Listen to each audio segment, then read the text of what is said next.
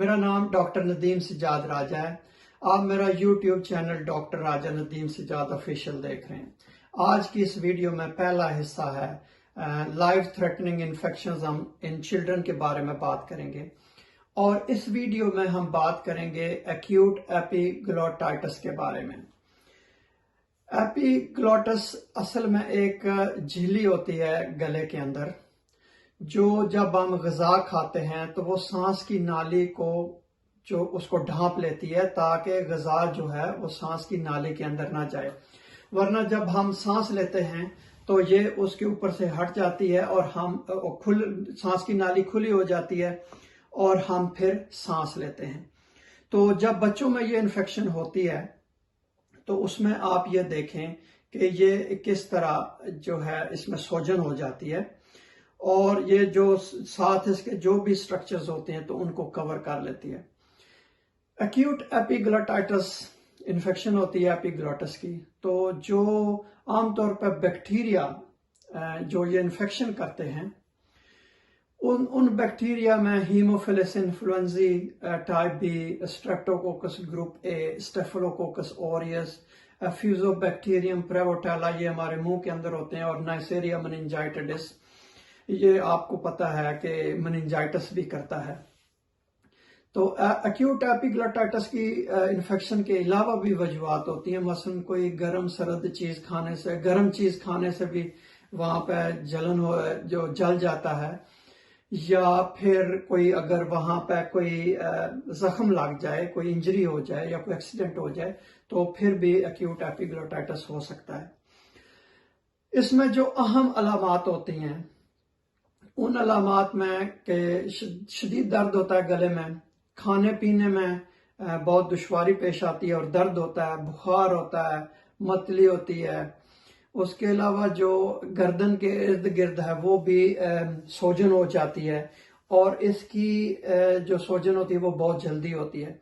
और जब बच्चा सांस लेता है, या उम्र 5 साल से के कम उम्र बच्चों में होती है, जब बच्चा सांस लेता है तो फिर आवाज आती है।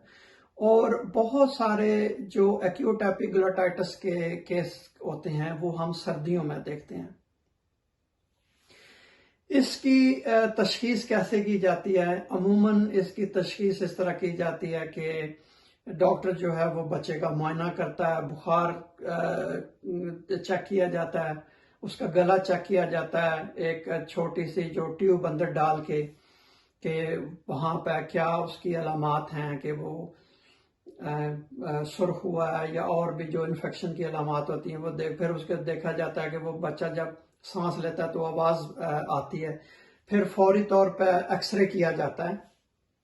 एक्सरे इसलिए किया जाता है कि ताकि चेक किया जाए कि क्या खराबी है, क्या वजह है, इस इन्फेक्शन ने क्या क्या जो है वो नुकसान किए हैं।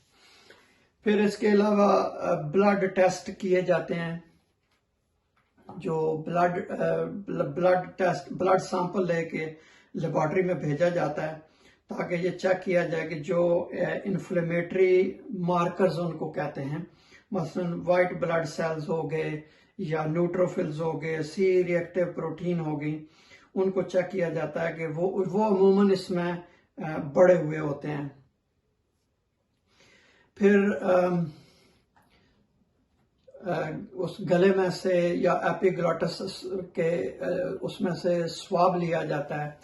स्वाब लेके लेबोरेटरी में भेजा जाता है कि चेक किया जाए कि कौन सा जो जरासीम है वो एपिग्लोटाइटिस कर रहा है। इसके अलावा ब्लड कल्चर भी लिया जाता है, उसको भी लेके लेबोरेटरी में भेजा जाता है चेक करने के लिए। फिर उसके ऊपर जो भी जरासीम वो ग्रो करता है तो उसके बाद एंटीबायोटिक्स सेंसिटिविटी टेस्ट की जाती है कि कौन सी उस जरासीम के लिए कारआमद होगी एंटीबायोटिक।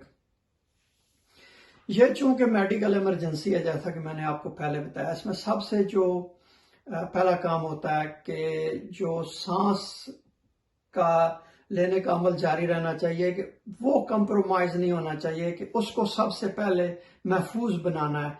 क्योंकि जब एपिग्लोटिस सूजेगा तो वो सांस की नाली को कवर कर लेगा, तो सांस लेने में, सांस बंद होने का भी खदशा होता है, सांस लेने में दुश्वारी पेश आती है। फिर एंटीबायोटिक्स जो हैं वो बड़ी अहम होती हैं। इसमें अमूमन ये होता है कि थर्ड जनरेशन कैफ्लोस्पोरिन वो इस्तेमाल की जाती हैं, मसलन कैफोटेक्सिन। ये असर रखती है हीमोफिलस इन्फ्लुएंजा के खिलाफ, नेसेरिया मेनिंजाइटिस के खिलाफ, उसके अलावा स्ट्रेप्टोकोकस के खिलाफ, स्टेफिलोकोकस ऑरियस के खिलाफ। अगर ये हम ना दे सकें तो दूसरी जो होती है वो क्लोरामफेनिकॉल होती है। इसके अलावा स्टीरॉइड्स भी दिए जाते हैं ताकि जो सोजन है उसको कम किया जा सके।